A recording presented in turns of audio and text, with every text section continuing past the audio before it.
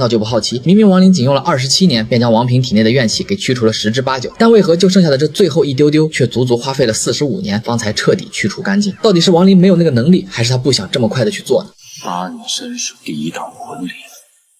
如今怨气已除，仅余一丝。咱们先说答案，那就是麻子有这能力，但却不想这么快的将之驱除掉，因为这最后一丝准确的来说并不是怨气，而是一直困扰在王平内心深处的执念，或者说是2个他始终都想不通的问题。一个是他的亲生母亲到底是谁，其次便是为何亡灵坚决不同意他修道。只有将这2个问题的其中缘由全部告诉王平，他在得知真相后，其体内的怨气方才会彻底驱除干净。只不过这样一来，王平便也会变成魂魄，从而跟李木婉一样被亡灵放于天地珠内，等待着有朝一日能够有着再度复活的可能。众所周知，麻子这第2次化凡的目的并不单单只是为了帮助王平驱除怨气，更重要的是陪伴自己的儿子走完一整世的凡人轮回。为此，他特意用灵天侯的2道本命剑气为其重塑的肉身，他根本不能修道，也无法修道，因为一旦如此，他便会彻底的烟消云散。就连王平那随着时间不断成熟的长相，也是亡灵的一个法术罢了。所以在王平没有经历过世间所有百态，以及没有达到一个平凡人所拥有的平均寿龄时，这2个问题麻子是无论如何也不会告诉对方的，因为他想让其拥有一个完整的仪式，或者说让王平在这世间待的时间更长一点。那么这2个问题，亡灵又是在什么时候告诉对方的呢？咱们先说第一个，王平的亲生母亲是谁？这个问题在王平很小的时候便曾询问过亡灵，毕竟同龄的孩子都有母亲，唯独自己是父亲一人带大的。我相信只要是一个正常人对此就会有疑问，幼年时的王平自然也不例外，毕竟像孙猴子一样从石头缝蹦出来的，历史上有且只有他一个啊。可亡灵满脸却是低落与失望的表情，且对此以沉默回应了此事。在这之后的王平便再也没有询问过，而他第2次开口询问这个问题时，彼时的王平已是62岁，且在亡灵给的阴虚傀儡跟青仪的帮助下，已是创建出称霸整个冉云星的凡人帝国衣锦还乡时。面对王平的再次询问，亡灵眼中露出追忆之色，沉默许久之后，方才将自己乃是出生于联盟星域的朱雀星，到与柳梅的相识，以及此女对王平所做的一切，到后来定居落月村的种种如实相告。只不过王平是由剑气所凝聚的真相，麻子并未将之说出，而王平在得知自己乃是母亲给亲手炼化的一具怨婴时，更是如遭雷击。他不敢相信的呢喃道：“这就是我60多年来想要追寻的答案，原来我王平竟是被母亲给炼制的一个怨婴，可能一时间接受不了这么大的打击。”在这之后，王平便带着青仪告别了亡灵，他2人定居在一处边陲小镇，过起平凡生活。这么一待便是10年，而麻子也并未过多阻拦，只不过他的神识一直是时刻注意着王平。至此，王平心中的第1个执念才算慢慢放下。而第2个有关自己不能修道的问题，其实比第1个更加困扰着王平，因为父亲从小便要求他不能修道。如果说亡灵是一个不能修道的凡人，王平心中也不会有这么强烈的执念，但偏偏自己的父亲就是一个仙人。从当初孙爷爷教他法术开始，到后来他得知自己父亲是仙人的身份，以及亡灵在祈水城以强大的仙人之姿一语喝退孙家的数位元婴修士，王平曾不止一次的询问过亡灵，但无一例外的皆是遭到了亡灵的极力反对，这也成为了王平心中永远挥之不去的执念。因为在王平看来，自己修道的原因便是想要有更多的时间陪伴着亡灵，但为何自己的父亲总是坚决的不同意呢？难不成父亲对自己并不是那么的喜欢吗？其实在王平62岁询问自己的亲生母亲时，他便有着想要询问这个问题的冲动。年少时他或许想不明白，但如今他得知自己是一个怨婴，结合自己这么多年不仅未曾跟凡人一样生过病，且跟青仪一直没有子嗣不说，并且做梦时经常梦见自己被一片金色剑气所包裹。其实他对于自己不能修道的问题已经猜出了个大概，他只是不想这么快的接受现实，或者说想要逃避一段时间罢了。而最开始捅破王平是由剑气所化的这层窗户纸的，也并非是亡灵，而是真正的雷仙使者雷道子。当初麻子在千幻星冒充雷仙使者一事被雷仙殿所得知，此人便奉命前来冉云星调查此事。凭借他的修为，自然是察觉不到麻子的存在，但却感知到了由剑气所化的王平。他亲口将此事说出的同时，竟欲要对其图谋不轨。后来是麻子及时赶至，配合雷兽与阴虚傀儡将雷道子斩杀。也是这一刻，亡灵坦诚了所有真相。王平也彻底读懂父亲隐忍的良苦用心，2大执念尽数化解。王平再无牵挂，他满眼尽是不舍之色的化为一枚纯净的光团，被亡灵轻轻地收进天地珠内。至此，这甚为精彩的2次化凡便彻底落下尾声。不得不说，杀伐一生的麻子，却唯独对儿子王平温柔到了骨子里啊。